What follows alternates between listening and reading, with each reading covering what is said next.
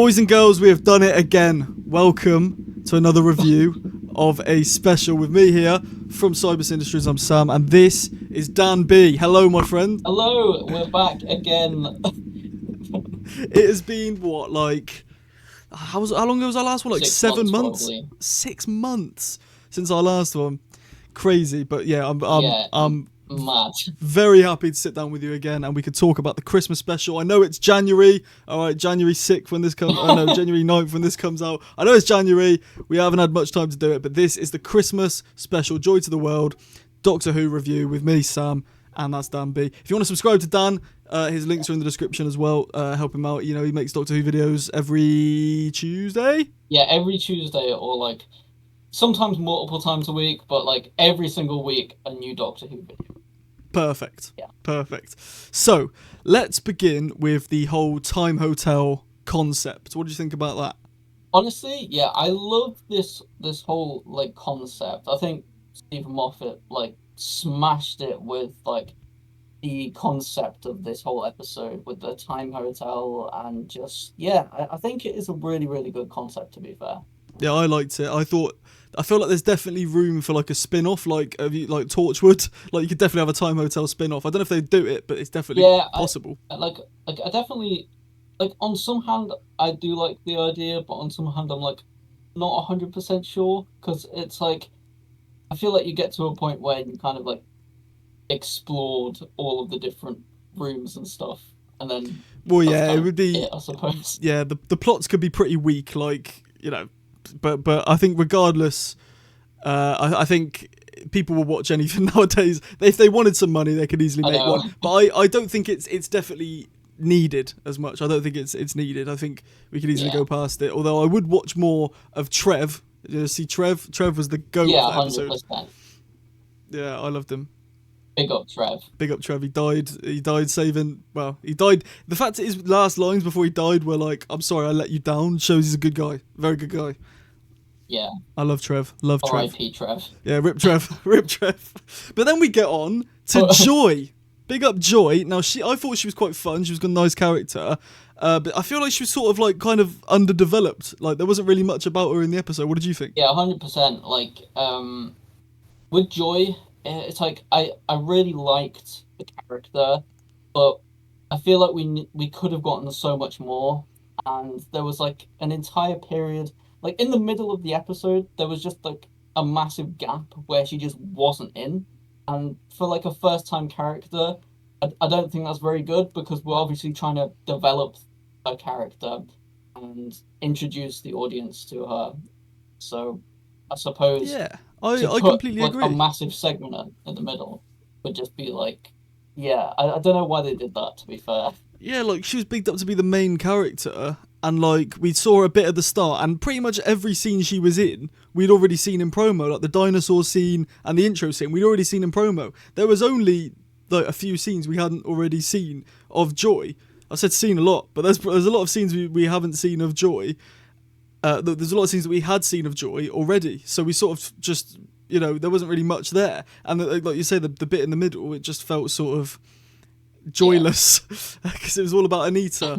I mean, yeah, because it was like for the entire like promo section of things, like she was on all of the promo, all of the like the posters, everything to do with this. They even like released a like replica collab watch with like Casio, I think, and like that was her watching the episode. So like she's all over the promo for this, and I don't think got enough screen time, in my opinion. Yeah, she was in there for like what? Like, I think it was a total. Someone said it was a total of like 12 minutes in the whole like 54-minute episode.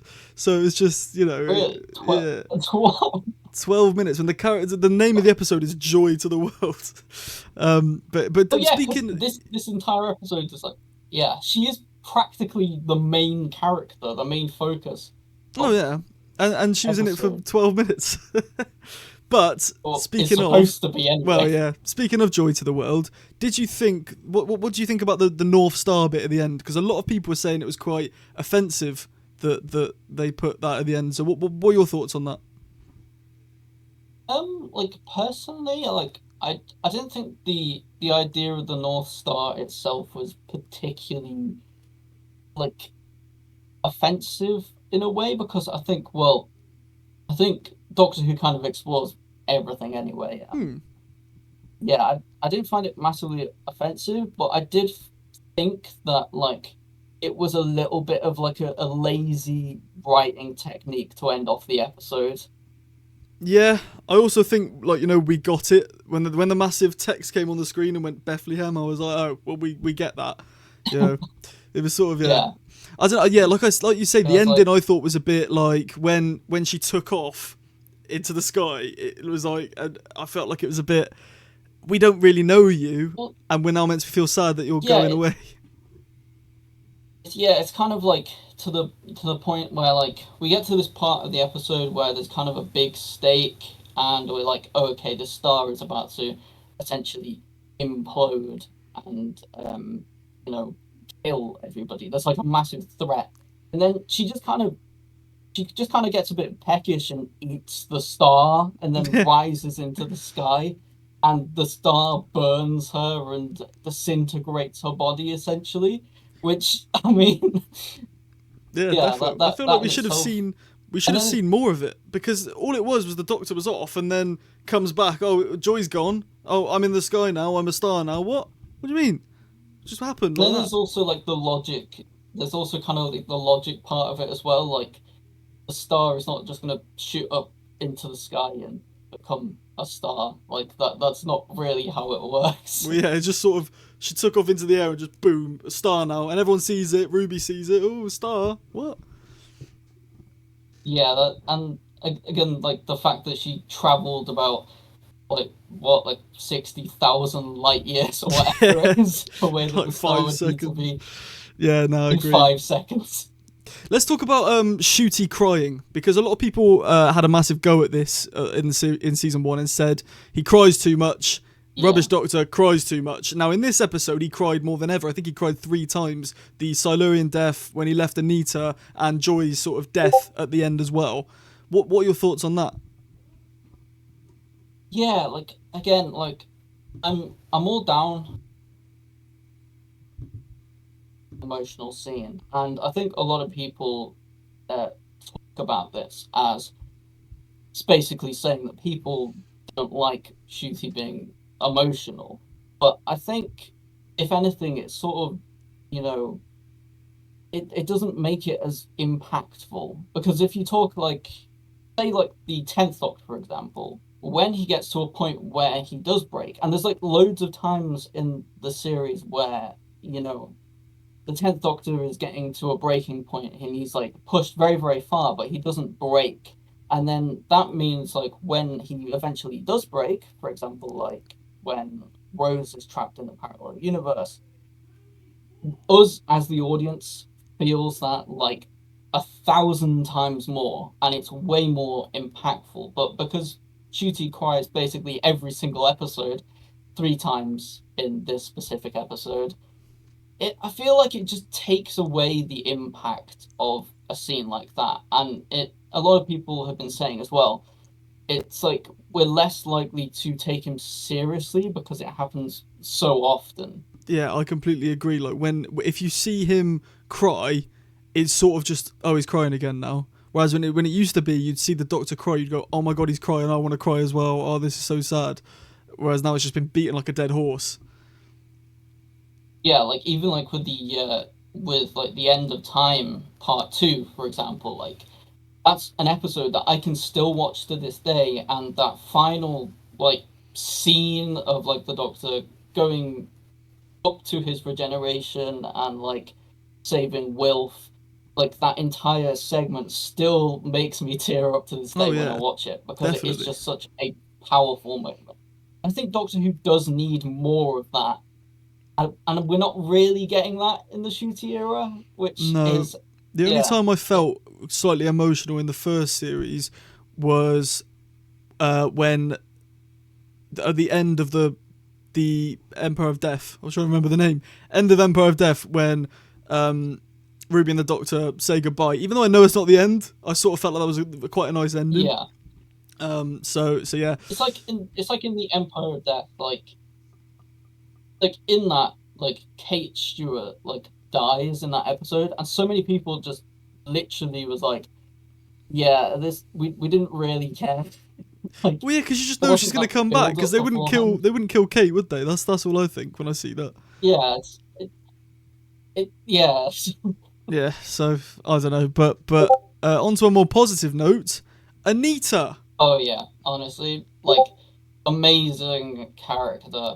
Just like, if anything, I think like coming out of that episode, I think she should have been the main character in this episode. Yeah. Like, yeah, she has way more screen. Like, she had more of an impact on me, like than Joy did in this episode, which I found quite odd. But do you think that's because she wasn't the main character and we didn't expect her to be in it all? I think that's why. I feel like the reason we love Anita is because we did not expect Anita. We did not expect any of this. We just thought it was a fun little episode of Doctor Who with Nicola Coughlan in it. And then we find out there's this Anita person, Yeah, and that makes us love her even more. And I really do love Anita. I think she was a great character. I think it was nice to see the Doctor live a normal life, even though he says he's never done it before when he has done it before. To live a normal life on Earth, and I feel like their connection was really relatable. I think it was not, you look at it, you go, you can think of you and your friends sat and talking like the Doctor and Anita do, and yeah, yeah, I feel like yeah. Now, what do we think about the Doctor? The mum situation, the mum death, the 2020 mum death thing? Because obviously it's we lived through COVID, so what do we think about that being now shown on yeah. our tellies? It's kind of a crazy situation because I mean, like we talked about this a little bit off camera as well, and yeah, it's not something that I expected to be shown exactly.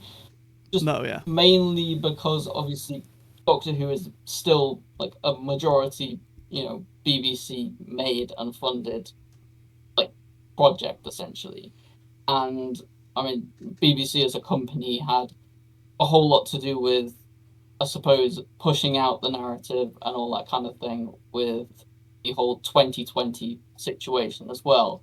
So it's like it's something that I didn't think that they would particularly show in an episode of Doctor Who because I mean the whole point of it is we're supposed to feel bad for um obviously bad for Joy that she can't be physically with her own mother, but then you kind of realize that, well, it was all kind of like pushed that we couldn't see each other in that time. So it's kind of like they kind of caused it, but then like highlighting it as an issue at the same time, which Yeah, kind of it was a contradicts weird itself a one. bit. So Yeah, BBC did contribute a lot to pushing the rules out for COVID, and the fact that they allowed a script by Moffat that has said the stuff about the parties and obviously referencing Parliament, I thought was a bit like, ooh, BBC. yeah, You want a weird one here, but yeah, no, that it's was good takes from you. it's one of them scenes that I sat there and watched at Christmas, and I was like, "Oh, maybe they shouldn't have put that in there." Yeah, I did think that. I was sat Like, with my auntie who has never seen an episode of Doctor Who, and she said, "Oh, it's a bit political," and I was like, "Well, Doctor Who is always political, but this was yeah, quite far."